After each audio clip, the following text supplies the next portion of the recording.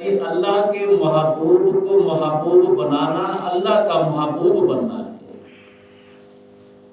जो अल्लाह के रसूल सल्लल्लाहु अलैहि वसल्लम की शरीयत मुतहरा पे अमल करने की कोशिश करता है तो अल्लाह रब्बुल आलमीन उस बंदे को अपना फिर कुर्ब भी देते हैं, अपनी मोहब्बत भी देते हैं, अपने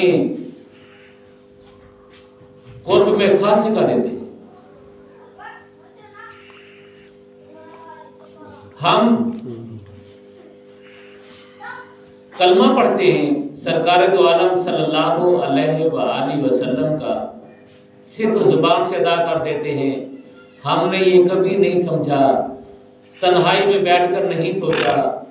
यकीन जानिए हमें हर चीज की खबर होती है। किसी ने गिला किसका करना है, गिबत किसकी करनी है, चुगलखोरी किसकी करनी है, कितनी करनी है, कब करनी है, उस वो मौके वो लम्हात सारे के सारे हमारे दिलों में, हमारी किताबों में महफूज है।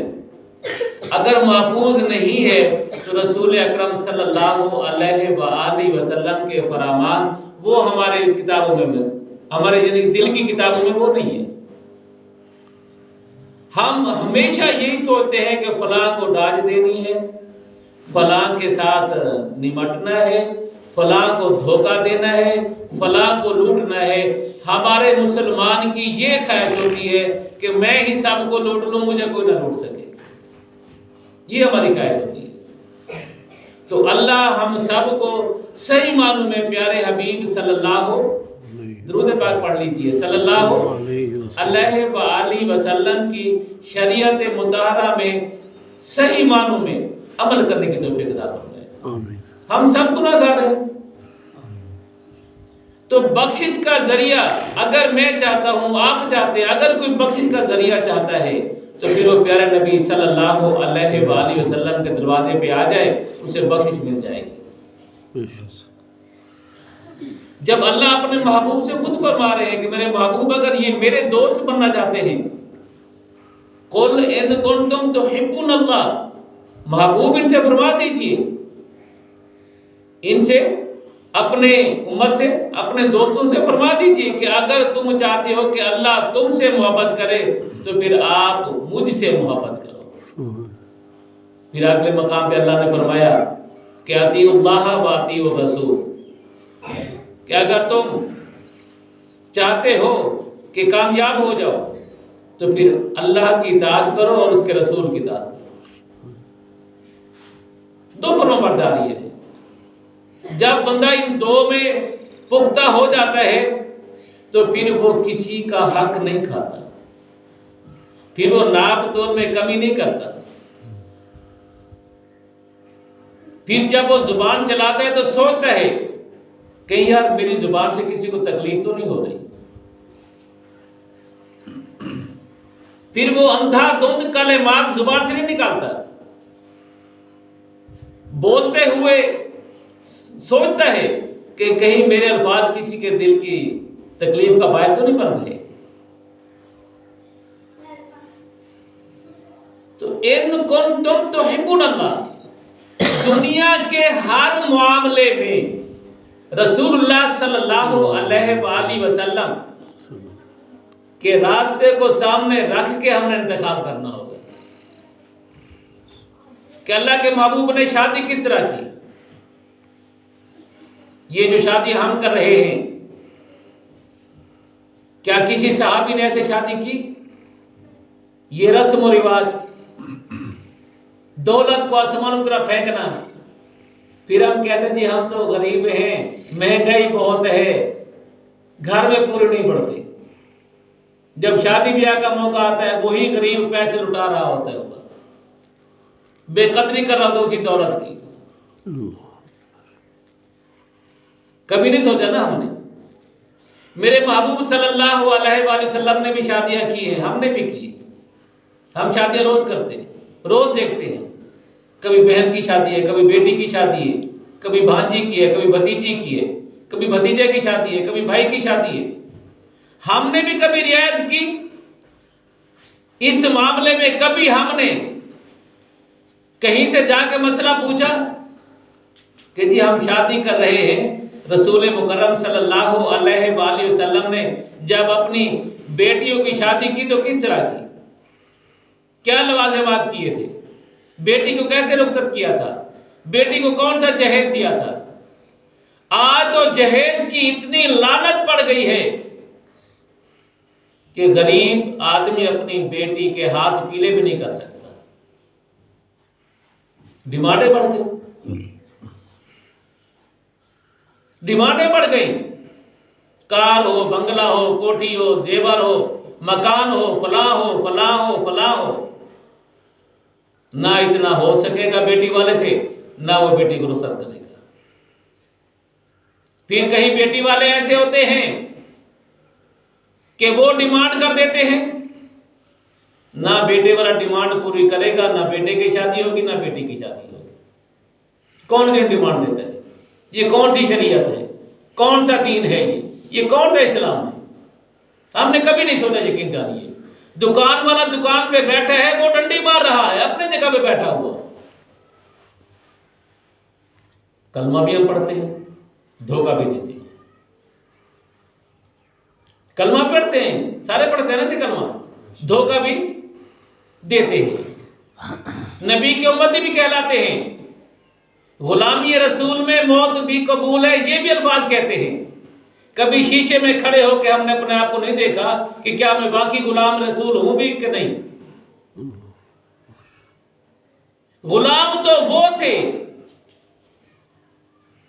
जिन्होंने अपने घर की दीवारों पे भी हाथ फेरा कि दीवार के ऊपर कोई कील लगा हुआ हो, कोई सुई लगी हुई हो दीवार में, वो नबी के कदमों से दूर ना हो जाए। हम क्या गुलाम हैं? अल्लाह के नाम पे मांगने वाला आ जाए, नहीं देते, यकीन करो। वअम्मस्साइला फला तनहर, अल्लाह फरमाते हैं कि मांगने वाले को, फकीर को झिड़क मत दो। नहीं है तो ना दो,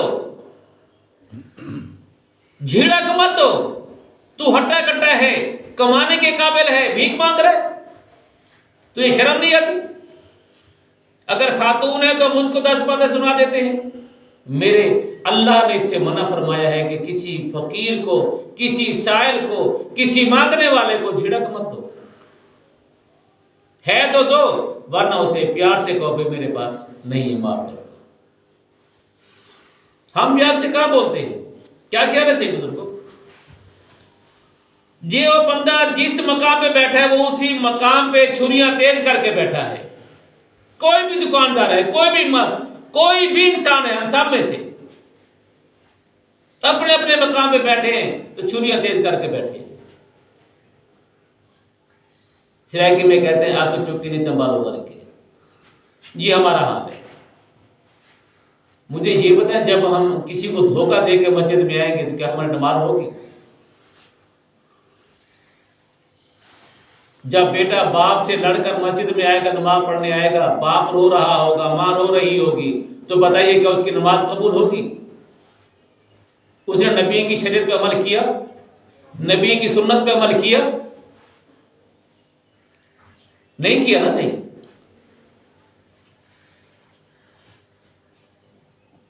इस्लाम इतना आसान है, इतना आसान है, हमने इसको मुश्किल तरीन कर दिया है।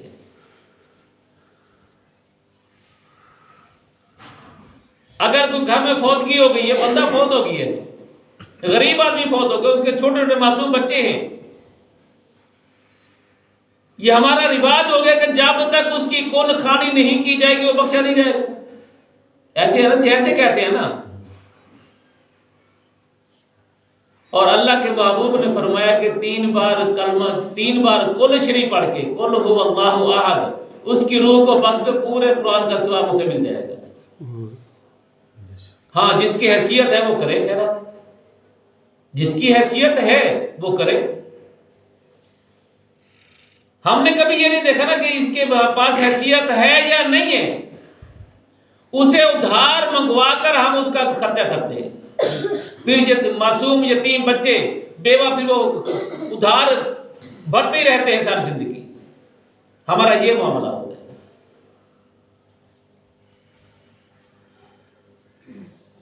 यकीन जानिए कि क़यामत वाले दिन अल्लाह हमसे पूछेगा, सबसे पूछेगा कि मेरे बंदे तू क्या करके आया है? तुझे दौलत दी थी, तूने क्या किया? तुझे गरीब बनाया था, तूने क्या किया? सबसे अल्लाह पूछेगा। तुझे बीमारी दी थी, तूने बीमारी में मेरा कितना शुक्रिया अदा किया था? बीमारी भी अल्लाह की तरफ से एक रहमत है।